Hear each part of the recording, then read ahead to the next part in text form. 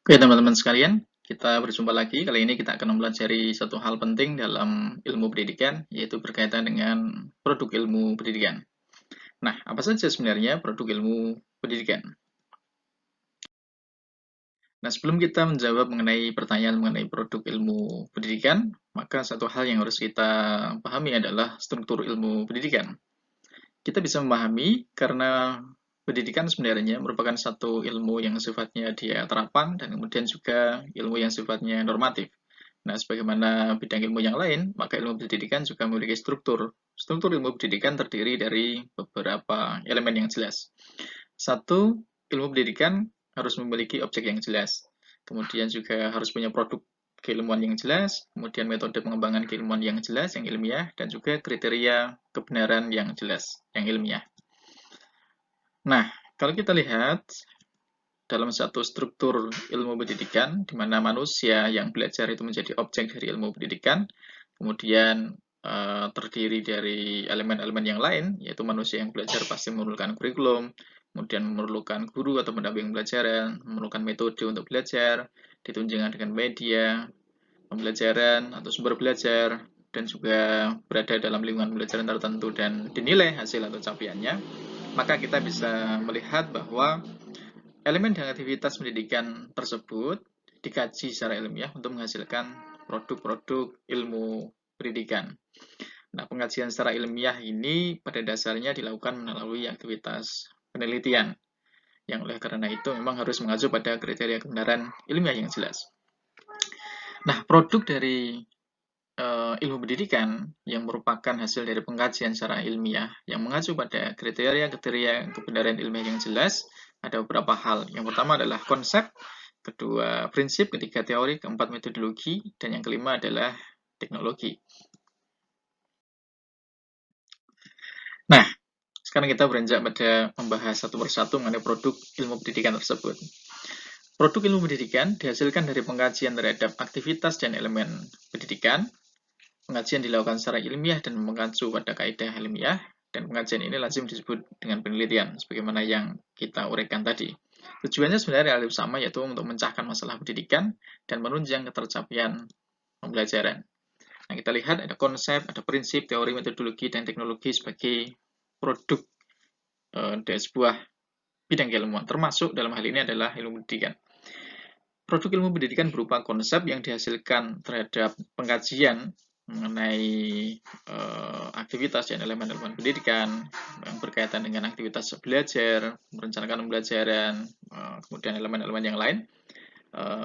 Yang dihasilkan adalah konsep. Pengertian terhadap objek kajian tertentu dalam ilmu pendidikan itu yang disebut dengan konsep. Pengkajian menghasilkan konsep-konsep pengertian atau definisi tertentu. Nah, kalau di ilmu pendidikan misalnya konsep mengenai pembelajaran, konsep mengenai metode belajar, konsep mengenai kurikulum, konsep mengenai penilaian, konsep mengenai kebijakan pendidikan, konsep mengenai siswa, konsep mengenai peserta didik, apa bedanya guru, mentor, dan lainnya, itu merupakan konsep-konsep yang dihasilkan lewat aktivitas pengkajian secara ilmiah. Dan ini merupakan satu produk dari ilmu pendidikan yang punya kontribusi besar untuk bisa memahami pendidikan secara umum. Nah, berikutnya adalah prinsip. Prinsip pada dasarnya merupakan acuan untuk melakukan suatu hal. Misalnya prinsip mengajar yang baik, prinsip berkomunikasi yang baik, prinsip menilai hasil belajar, dan lainnya. Sama dengan konsep-konsep yang dihasilkan oleh aktivitas kajian ilmiah, prinsip tersebut juga dihasilkan melalui kajian ilmiah terhadap aktivitas dan elemen-elemen pembelajaran. Kalau kita lihat di awal tadi, aktivitas pembelajaran ya belajar mulai dari awal merencanakan sampai prosesnya, sampai kemudian dinilai, dan elemen-elemennya terdiri dari ada kurikulum, ada guru, dan sejenisnya. Semua hal tersebut ketika dikaji secara ilmiah akan bisa menghasilkan konsep-konsep dan prinsip-prinsip pembelajaran yang semuanya diarahkan dengan tujuan yang relatif sama, yaitu memecahkan masalah pendidikan, masalah pembelajaran, dan menunjang ketercapaian pembelajaran. Nah, berikutnya teori. Teori sebenarnya kalau diringkas secara sederhana merupakan formula konseptual yang mencoba untuk menjelaskan atau menguraikan suatu fenomena, peristiwa, atau keberadaan suatu hal. Nah, sebagai produk dari ilmu pendidikan, kita bisa melihat banyak produk teori dalam ilmu pendidikan. Misalnya teori belajar behavioristik, teori belajar kognitivistik, teori humanistik, konektivistik, termasuk juga teori pengembangan kurikulum, teori pengembangan media pembelajaran, dan sejenisnya. Semua itu merupakan teori-teori yang dihasilkan melalui pengajian terhadap elemen-elemen pendidikan dan aktivitas-aktivitas pendidikan dalam skala makro maupun dalam skala mikro pembelajaran. Nah, berikutnya kita juga melihat produk yang lain, yaitu metodologi. Metodologi pada cara merupakan apa istilahnya, mengkaji metode untuk tujuan-tujuan tertentu.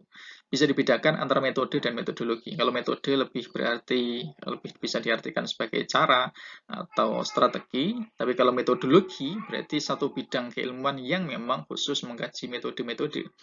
Nah, kalau dalam ilmu pendidikan, metode yang dihasilkan misalnya adalah metode pembelajaran, kemudian juga metode mengelola ruang kelas, manajemen sekolah, kebijakan pendidikan, bahkan juga jenis jalur jenjang pendidikan sebenarnya merupakan satu metode untuk mengatur praktik pendidikan untuk mencapai tujuan tertentu. Nah, semuanya itu dalam wilayah metode, atau kalau dikaji metode-metode itu menghasilkan satu bidang keilmuan yang khusus, yaitu metodologi. Nah, yang terakhir adalah teknologi. Teknologi bisa diartikan dalam dua hal, yaitu teknologi dalam arti perkakas atau perangkat, yang dalam ilmu pendidikan misalnya munculkan satu bidang, yaitu teknologi pendidikan. Bidang-bidang tersebut kemudian bisa menghasilkan banyak perangkat untuk bisa menunjang pembelajaran, misalnya gawai, laptop, komputer, LCD projector, internet, kemudian massive open online courses, perpustakaan, sumber belajar, dan lain sebagainya. Nah, di sisi yang lain, teknologi sebenarnya juga bisa berarti teknik, yang diambil dari kata techno dalam bahasa Yunani, yang berarti cara, strategi, atau metode. Nah, di sini kita bisa melihat ada kesamaan antara teknologi dan metodologi. Keduanya sebenarnya sama-sama merupakan ujung dari ilmu pendidikan. Ketika kita bicara mengenai konsep, prinsip, dan teori pendidikan, teori pembelajaran, maka semuanya kemudian diterapkan dengan metode tertentu, dengan tunjangan atau penunjang atau support dari teknologi tertentu. Dalam hal ini adalah teknologi pendidikan. Nah, semuanya hal ini, ada konsep-konsep, ada prinsip-prinsip, teori-teori, metodologi, dan teknologi yang merupakan produk dari ilmu pendidikan yang dihasilkan dari aktivitas mengkaji secara ilmiah yang selama ini lazim disebut dengan penelitian. Ada penelitian eksperimental, ada penelitian pengembangan, ada penelitian evaluatif, ada penelitian tindakan atau action research, dan sebagainya. Namun semuanya sama tujuannya, yaitu relatif diarahkan untuk bisa memecahkan masalah belajar, masalah pendidikan, dan menunjang tercapaian pembelajaran agar prosesnya dan hasilnya menjadi lebih optimal. Jadi semua produk ini, konsep, prinsip, teori, metodologi, dan teknologi dihasilkan lewat pengkajian ilmiah. Demikian, terima kasih.